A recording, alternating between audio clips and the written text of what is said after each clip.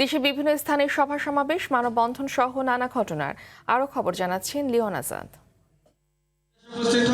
চট্টগ্রাম ১৪ আসনে এলডিপি থেকে বিএনপিতে যোগদান করেছেন ২ শতাধিক নেতাকর্মী। ২০০০ রূপনগর কমিউনিটি সেন্টারে এ উপলক্ষে বরণ অনুষ্ঠানের আয়োজন করা হয়। টাঙ্গাইল টেলিভিশন রিপোর্টার্স ফোরামের কার্যনির্বাহী পরিষদের পরিচিতি সভা অনুষ্ঠিত হয়েছে।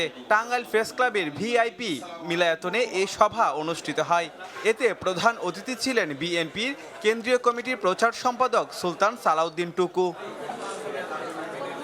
ব্রাহ্মণবাড়িয়ার কসবায় বাংলাদেশ জামায়াতে ইসলামীর উদ্যোগে সাংবাদিকদের সঙ্গে মতবিনিময় সভা অনুষ্ঠিত হয়েছে। কসবা পৌরসভা জামায়াতের কার্যালয়ের নতুন বাজার ব্রিজ সংলগ্ন এ মতবিনিময় সভা অনুষ্ঠিত হয়। দিনাজপুরের নবাবগঞ্জ উপজেলায় নকল গুড় তৈরির কারখানায় ভ্রাম্যমাণ আদালত অভিযান পরিচালনা করে এক ব্যবসায়ীকে ৫,০০০ টাকা জরিমানা করেন। এছাড়া আরেক কারখানা থেকে বিপুল পরিমাণ নকল গুড় ও গুড় তৈরির বিভিন্ন উপকরণ জব্দ করা হয়।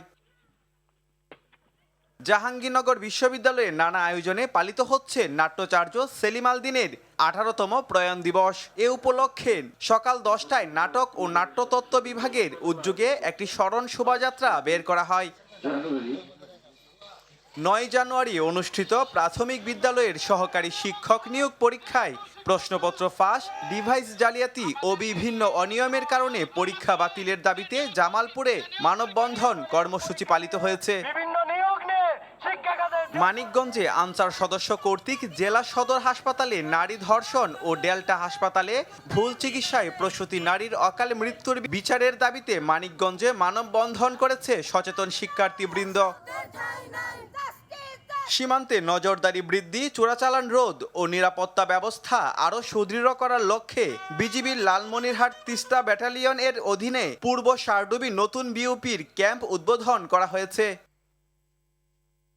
শরীয়তপুরের গুসারহাট উপজেলার সামন্তসার ইউনিয়নের প্যানেল চেয়ারম্যান ও ইউনিয়ন মৎস্যজীবী লীগের সভাপতি সকল ইউপি সদস্য ও ৪ শতাধিক নেতাকর্মী নিয়ে নুরুদ্দিন অপুকে ফুলের মালা পরিয়ে আনুষ্ঠানিকভাবে বিএনপিতে যোগদান করেন। বেনাপোল স্থলবন্দরে মিথ্যা ঘোষণায় বিপুল পরিমাণ ভারতীয় ইলিশ মাছের জাল আটক করেছে কাস্টমস কর্তৃপক্ষ। পণ্য চালানটিতে সাদা মাছের সাথে ঘোষণা বহির্ভূত প্রায় ৩.৫ টন ইলিশ মাছ আমদানি করা হয়েছে। সিরাজগঞ্জ প্রেস ক্লাবের সাধারণ সম্পাদক শরীফুল ইসলাম ইন্নার বাড়িতে পেট্রোল বোমা নিক্ষেপের প্রতিবাদ ও হামলাকারীদের দ্রুত গ্রেফতারের দাবিতে মানববন্ধন কর্মসূচি পালন করা হয়েছে। রাজশাহী বিশ্ববিদ্যালয়ে নিরাপদ কর্মপরিবেশের দাবিতে মানববন্ধন কর্মসূচি পালন করেছে রাজশাহী বিশ্ববিদ্যালয়ের অফিসার সমিতি। সিনেট ভবনের সামনে এ মানববন্ধন অনুষ্ঠিত হয়।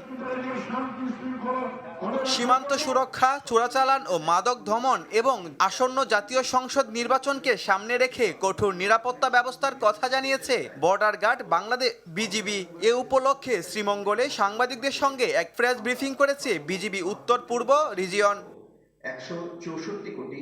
নোয়াখালীর সেনবাগ পৌর শহরে পৃথক দুটি স্থানে ভ্রাম্যমাণ আদালত অভিযান পরিচালনা করে মেয়াদ উত্তীর্ণ ঔষধ বাজারজাত করার অপরাধে 4 ফার্মেসিতে মোট ১,২০,০০০ টাকা জরিমানা আদায় করা হয়েছে। ফিরোজপুরে মঠবাড়িয়ায় অবৈধ ইট ভাটা পরিচালনার অভিযোগে মেসার্স মক্কা ব্রিক্স মালিককে ১,০০,০০০ টাকা জরিমানা করেন ভ্রাম্যমাণ আদালত। এ সময় প্রস্তুত করা কাঁচা ইট বুলডোজার দিয়ে ঘুরিয়ে দেওয়া হয়।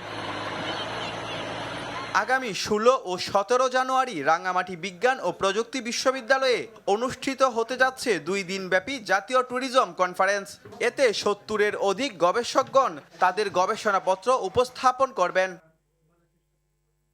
ঢাকার ধামরাইয়ে অবৈধ ৫টি ইট ভাটায় অভিযান চালিয়ে ৩০ লাখ টাকা জরিমানা সহ কার্যক্রম বন্ধের নির্দেশ দিয়েছে পরিবেশ অধিদপ্তরের ভ্রাম্যমাণ আদালত। এ সময় একটি ইট ভাটার চিমনি ধ্বংস করা হয়। লিওন আজাদ, RTV।